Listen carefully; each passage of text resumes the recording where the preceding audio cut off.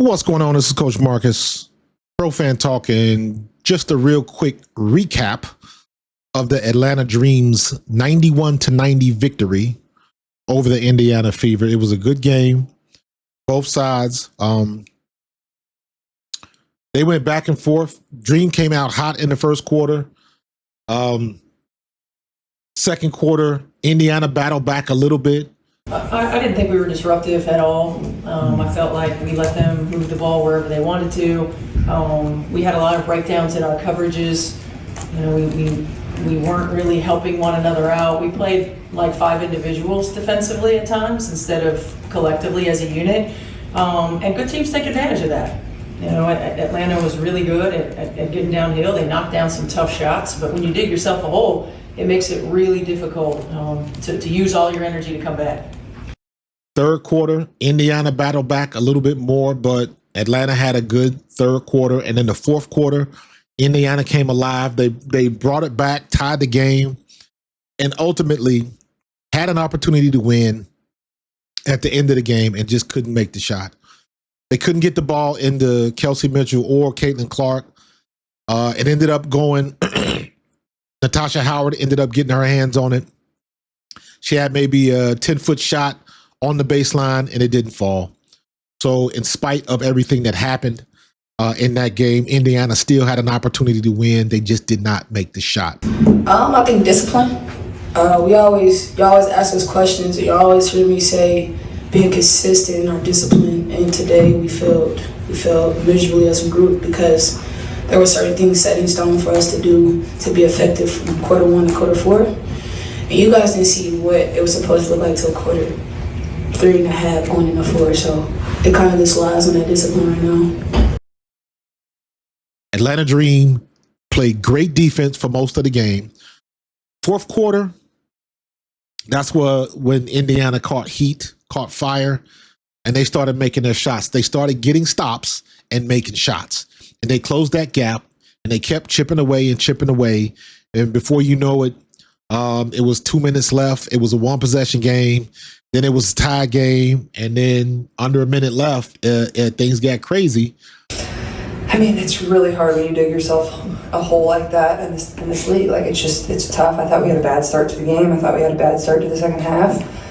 It felt a little flat as a group out there on the floor. So, you know, we can't put ourselves in those types of positions. I mean, I thought Atlanta played well. I thought they used their two bigs well. I thought we didn't really try to attack them in the half court. If they're going to play two bigs, we have to find ways to exploit that a little bit more. But you gotta give them credit, but I just felt like just some bad starts. I mean, like I said, second and fourth quarter, 13 and 15 points.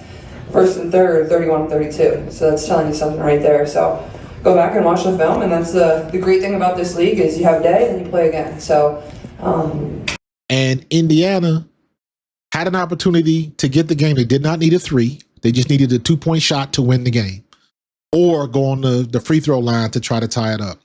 Now, Natasha Howard had a rough one today. She had a rough one today. She did not make one free throw. She was 3 for 9 from the floor, no 3-pointers, and 0 for 4 from the free throw line. And the free throws ultimately is what sunk them. When you lose by 1, and Natasha Howard was at the free throw line towards the end of the game, and I tell you what, for Atlanta, down in that paint, Brittany Griner, couldn't nobody stop her. Brittany Griner had a hell of a game, 21 points, 8 rebounds, 2 assists, and a block. And, you know, they could not stop her down in the paint. Brianna Jones added 19 points. She was in her bag. Brianna Jones had a double-double, 19 points, 13 rebounds, 3 assists, and a steal. Alicia Gray, 16 points. She didn't shoot great, 30% from 3 out of 10, but she had 16 points, 6 assists, a steal on the block, filling up that stat line.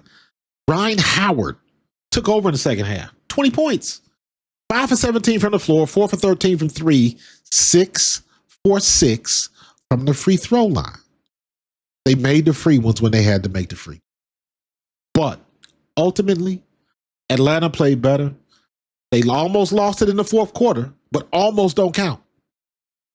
Almost don't count. They played great defense overall. They had a couple of hiccups, but then again, so did Indiana. But at the end of the day, despite what happened, at the end of the game, Indiana had to make a shot, and they couldn't make it.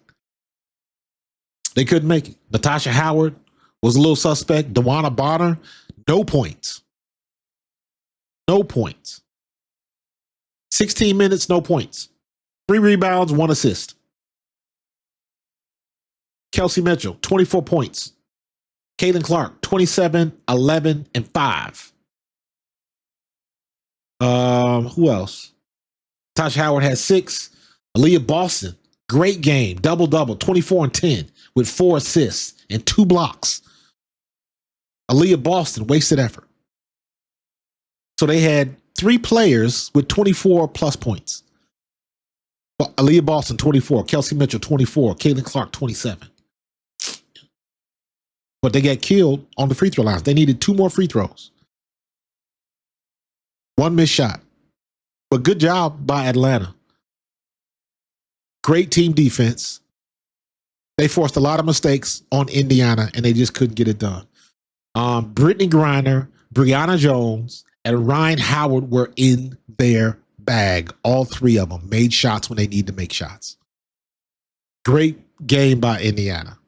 And I said this earlier, if you caught the stream, as I was signing out of my stream, in spite of the way that Indiana played for most of the game, they still had a chance to win it at the end. They just didn't make the shot. That's the way it goes. You win some and you lose some.